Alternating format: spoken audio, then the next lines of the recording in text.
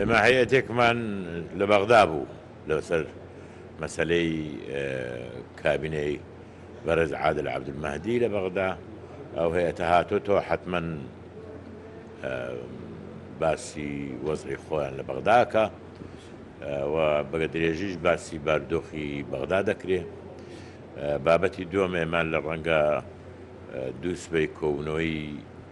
نێوان پارتی دیموکراتی کوردستان و یەکێتی نیشتیمانی هەبی لەسەر دامەزراندنی حکوومەتی هەرێمی کوردستان و لەم کۆبوونەوەی ئەمڕۆمان ئەکید چاوێگە خشێنین بە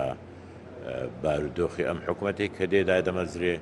و داخوازی یەکێتی چییە، شەراکەتی حەقیقی بۆ یەکێتی چییە لەگەڵ ئەم پۆستانەی کە یەکێتی لە بەرچاوی دەگرێ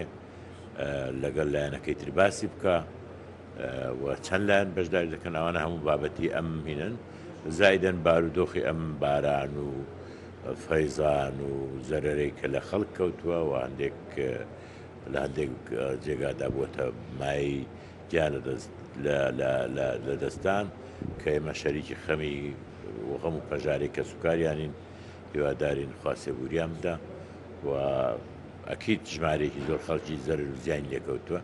پێویستە لێ پێچینەوەکەوی و بزانین چۆن توانین کار ئاسانیان بۆ بکەین.